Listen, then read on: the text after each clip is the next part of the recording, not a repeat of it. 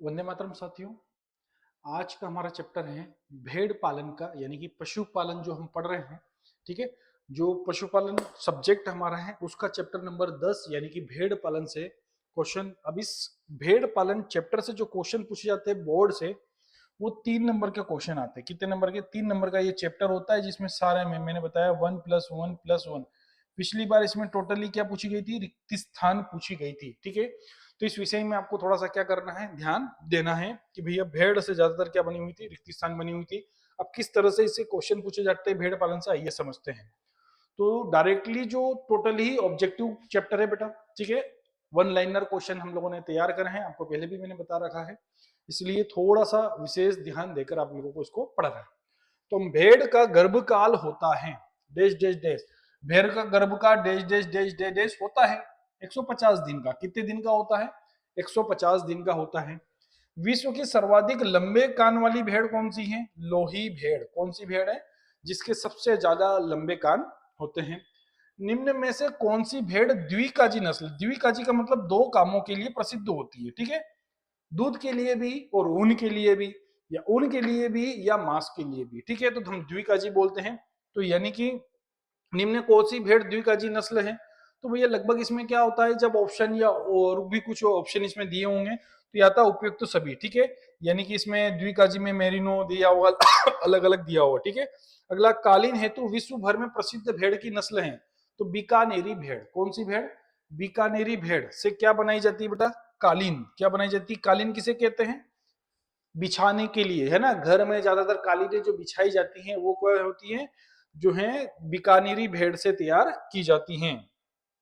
अगला प्रश्न है, केंद्रीय भेड़ एवं ऊन अनुसंधान संस्थान कहां पर है? अविका नगर में। कहां पर है? अविका नगर में है। ठीक है, अगला, विदेशी नस्ल की भेड़ है मेरिनो। कौन सी? आपको पहचानना ऑप्शन में, तो उत्तर आएगा हमारा मेरिनो। अब आपको याद रखना है दो चीजें आपकी आगे, मैंने पहले भी बताया था, देसी और विदेशी, ये दो नस्लों को आपको याद रखना है। ठीक है ना, ये दो चीजें आपको बहुत अच्छे से पढ़ना है कि देसी नस्ल की भेड़ कौन कौन सी है और विदेशी नस्ल की भेड़ कौन कौन सी है। तो हम जब ऑप्शन 4 हमारे आएंगे तब इसको हम पहचान पाएंगे। ठीक है, निम्नलिखित में से कौन सी भेड़ की संकर नस्ल नहीं है? गद्दी। कौन सी नहीं है? गद्दी नहीं है। निम्नलिखित में से कौन सी भेड़ की नस्ल मांस के लिए पाली जाती है? तो नीलोरी। कौन सी भेड़ की नस्ल? नीलोरी। ठीक है, ये आपको याद रखना है भैया। कई बार होता है, मैंने पहले भी बताया कि भाई सिर्फ बच्चा अगर 12वीं में बोर्ड में सिर्फ ऑब्जेक्टिव ऑब्जेक्टिव ही सारे सही करके आ जाता है, कुछ नहीं लिख के आता है, टोटली ऑब्जेक्टिव सही करके आता है, तो भी 28 नंबर यानी कि पास। भैया उसको लोड नहीं होता है ना, तो इसलिए थोड़ा सा ऑब्जेक्टिव पर आप फोकस कर लेना। अगला, जैसलमेरी नस्ल की भेड़ प्रति वर्ष कितनी किलोग्राम ऊन देती है? जो जैसलमेरी नस्ल की भेड़ है तो होती है 1.8 से 3.2 किलोग्राम जो है ऊन हर साल उससे क्या होता है? प्राप्त होता है। कश्मीर के उत्तर की पहाड़ियों के पास करनाह क्षेत्र में पाई जाने वाली भेड़ की नस्ल कौन सी है? गुरेज। क्या बोलते हैं इसे? गुरेज। जबकि अगला, इनमें से भेड़ की विदेशी नस्ल कौन सी है? अभी पढ़कर आए मेरिनो की हम बात कर रहे थे, ऑप्शन था कई प्रकार के। भेड़ की संकर नस्ल कौन सी है? हिसार डेल। कौन सी नस्ल है? हिसार डेल। अगला प्रश्न है आपका, ऊन एवं मांस, क्योंकि अब द्विकाजी यही होता है, ऊन एवं मांस दोनों के उद्देश्य के लिए पाली जाने वाली भेड़ की द्विकाजी नस्ल कौन सी है? लाही या लोही हम बोल सकते हैं। भेड़ की द्विकाजी विदेशी नस्ल का नाम कोरिडेल। अब ये विदेशी हैं और ये क्या है? देसी बोल सकते हैं। भेड़ की किन्हीं दो विदेशी नस्ल का नाम बताओ। लेम्बोलेट एवं साउथ डाउन। क्या बताया था मैंने अभी कि भाई देसी नस्लों की भेड़ के आपको नाम याद करना है और विदेशी नस्लों की भेड़ों के भी चार चार नाम याद करना है। अगर चार चार नाम आपने याद कर लिए तो बहुत अच्छे से क्वेश्चन को आप सॉल्व कर सकते हो, है ना, अलग से, यानी कि इससे ज्यादा कुछ भी बाहर आने वाला नहीं होता है। संसार की सबसे बारीक एवं मुलायम ऊन किस नस्ल की भेड़ से प्राप्त होती है?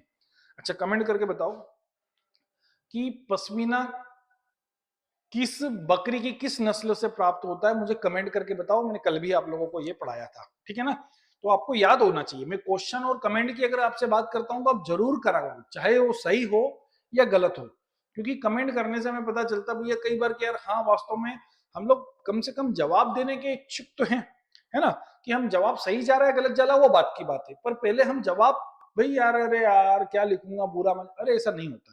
आपको क्या करना है, जवाब देना, मतलब आपके अंदर इच्छाएं हैं भाई जानने की, और क्योंकि कोई बच्चा सही जवाब देता है और कोई गलत देता है भाई, तो भाई हमको जब हम गलत देंगे तो हमें सही का पता चलेगा, ठीक है, और सही देंगे तो और अच्छी बात है आप लोगों के लिए, ठीक है। तो इसलिए कमेंट तो जरूर कर दिया करो जो भी क्वेश्चन मैं आपसे पूछता हूँ, ठीक है। तो भेड़ की विदेशी नस्ल कौन सी है, लेम्बोलेट एवं साउथ डाउन, आपको याद रखना है। संसार की सबसे बारीक एवं मुलायम ऊन किस नस्ल की भेड़ से प्राप्त होता है, तो मेरिनो। क्या याद रखोगे भैया, इस भेड़ से सबसे बारीक पतले वाला और मुलायम ऊन प्राप्त होता है, मेरिनो नस्ल से, ठीक है।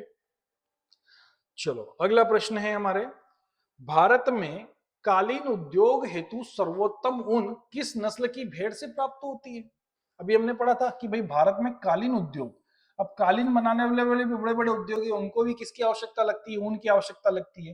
तो हमने पढ़ा बीकारिनी जो है, बीकानेरी नस्ल की जो कालीन होती है बिल्कुल सर्वोत्तम मानी जाती है, बहुत अच्छी मानी जाती है, तो उसी के बीकानेरी नस्ल से ज्यादा उपयोग की जाती है। अगला, दो राजस्थानी नस्ल भेड़ों के नाम बताओ, तो जैसलमेर राजस्थान का जिला, बीकानेर राजस्थान का जिला, तो बीकानेरी, जैसलमेरी और बीकानेरी।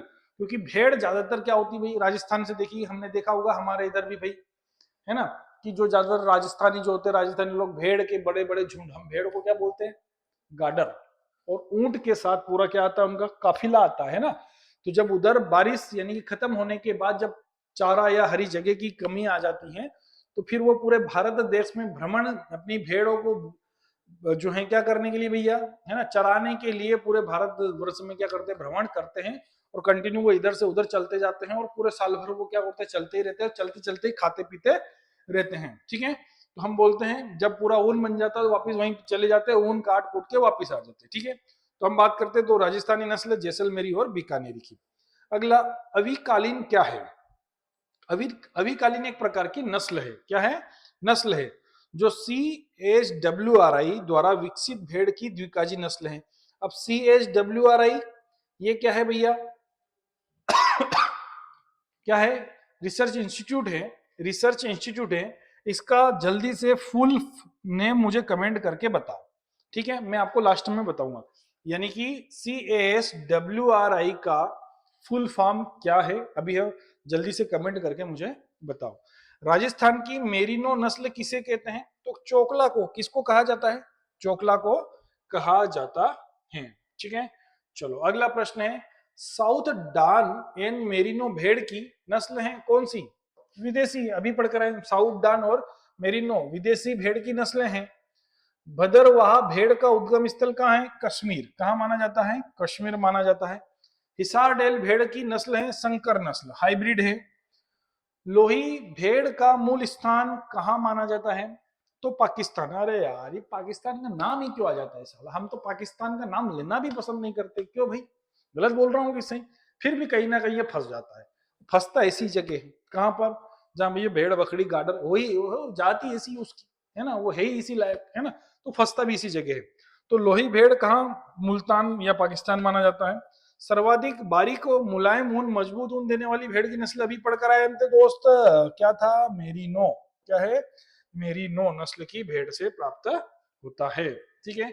जल्दी से, अब आप बोल रहे हो कि भैया सर आपने बताया था CHWRI का फुल फॉर्म, मैंने आपसे कमेंट करके भी पूछा भैया, कमेंट आप लोगों के आए नहीं है, ठीक है। क्या है, सेंट्रल सीप एंड वूल रिसर्च इंस्टीट्यूट। अब कहां पर है एक बार और कमेंट करके बताओ, इसके पहले एक और क्वेश्चन बता चुका हूं इसका, ठीक है। सेंट्रल सीप एंड वूल रिसर्च इंस्टीट्यूट, अब ये कहां पर स्थित है, जल्दी से इसका भी कमेंट करके आपको बताओ, इसके पहले भी अपन से एक क्वेश्चन पूछ लिया गया है, ठीक है। इसी प्रकार हमारा चैप्टर खत्म होता है, ठीक है। चैप्टर से 3 नंबर आपके बनने वाले हैं दोस्त, अच्छी तरह से इसका रिवीजन करो, वीडियो को एक बार नहीं, 2 बार नहीं, 3 बार देखो, क्योंकि हमारे पास 3 नंबर इस वीडियो से या इस लेक्चर से हमारे बनने वाले हैं, इस चैप्टर से हमारे बनने वाले हैं। इसी प्रकार से बोर्ड की तैयारी को कंटिन्यू रखने के लिए चैनल को सब्सक्राइब करके रखें, बेल आइकन को दबाएं और अपने दोस्तों तक भी इसको शेयर करें, ठीक है। मिलते हैं नेक्स्ट वीडियो में, वंदे मातरम।